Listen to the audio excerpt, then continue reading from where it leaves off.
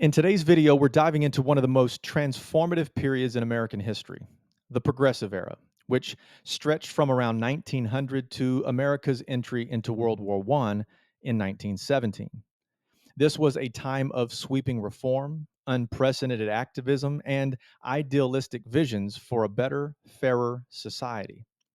From muckraking journalists and women reformers to presidents like Theodore Roosevelt and Woodrow Wilson, the progressive era reshaped our government, our economy, and the very meaning of democracy.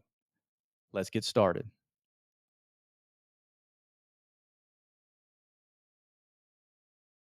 The progressive movement emerged at the dawn of the 20th century in response to deep economic and social instability.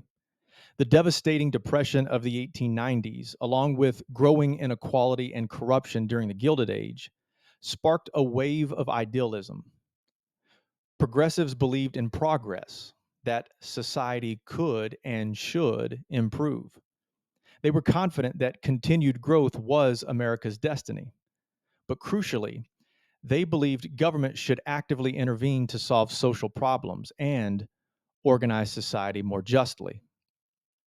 One of the first sparks of reform came from journalists known as muckrakers. President Theodore Roosevelt gave them that nickname, accusing them of raking through muck to uncover scandal. But their impact was enormous. These crusading writers revealed shocking truths. Jacob Riis, in How the Other Half Lives in 1890, exposed slum conditions. Lincoln Steffens, in The Shame of the Cities in 1904, uncovered urban political corruption. Ida Tarbell, in The History of Standard Oil in 1904, revealed the ruthless greed of big oil. And lastly, Upton Sinclair, in The Jungle from 1906, documented grotesque conditions in the meatpacking industry. Muckrakers raised the moral stakes of reform. Their exposés shocked the public and paved the way for major changes.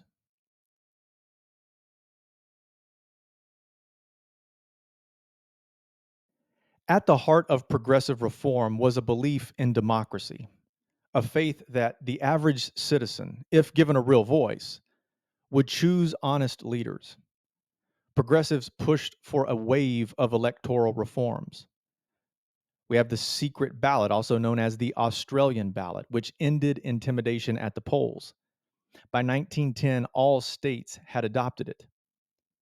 The direct primary, pioneered by Wisconsin's Governor Robert Lafayette in 1903, gave voters, not party bosses, the power to nominate candidates.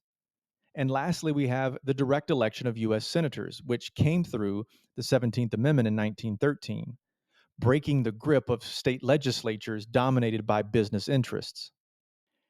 And at the state level, new tools gave citizens more control in being able to hold their representatives accountable. The initiative, which allowed citizens to propose laws, the referendum, which allowed citizens to vote on them, and lastly, the recall, which allowed citizens to remove corrupt officials. By 1918, 20 states allowed initiatives and referendums. 11 allowed recalls. It was a revolution in political participation, at least for some.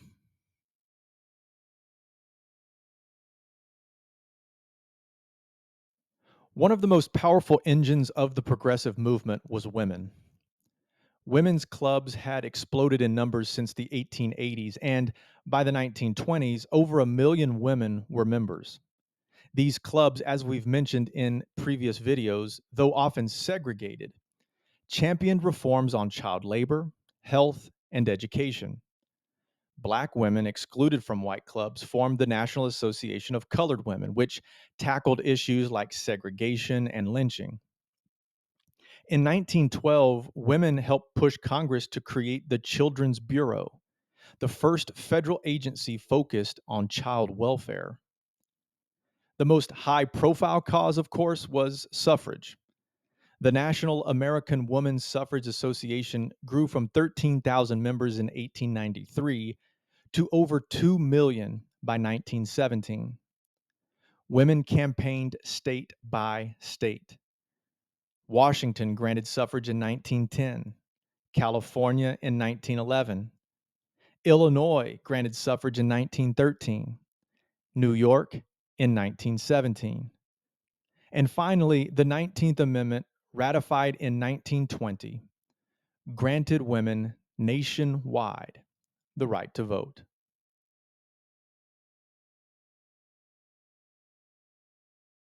Though progressivism began locally, it reached its full force nationally through three presidents: Theodore Roosevelt, William Howard Taft, and Woodrow Wilson. Roosevelt came to power unexpectedly in 1901 after McKinley's assassination. At just 42, he became the youngest president in U.S. history. Roosevelt was a moderate reformer. His square deal promised fairness to all, targeting monopolies and advocating for labor rights. In 1902, he broke up the Northern Securities Company using the Sherman Antitrust Act. He also resolved a coal strike in favor of workers, which was unprecedented at the time. Because of his work, he earned the nickname Trust Buster, filing more than 40 antitrust lawsuits. He championed major laws like the Hepburn Act in 1906, which gave the federal government power to regulate railroad rates. He also championed the Meat Inspection Act and the Pure Food and Drug Act, both passed in response to Upton Sinclair's The Jungle. Roosevelt also led the early conservation movement, protecting millions of acres of wilderness and helping create the National Park Service and the National Forest Service. Roosevelt's handpicked successor, William Howard Taft, continued progressive reforms. During his administration, he oversaw the ratification of the 16th Amendment, which called for a graduated income tax. He also oversaw the 17th Amendment, which called for the direct election of U.S. senators. Surprisingly, he pursued more antitrust cases than Roosevelt, though his conservative tone often alienated him from some reformers. In 1912, progressive reform got a new voice: Woodrow Wilson. Running on his New Freedom platform, Wilson aimed to restore competition by regulating big business and lowering tariffs. Wilson created the Federal Trade Commission. He also signed the Clayton Antitrust Act into law. And he also helped establish the Federal Reserve System, transforming American finance. Under Wilson, both the 18th Amendment, which called for the prohibition of alcohol, and the 19th Amendment, which granted women's suffrage, were ratified.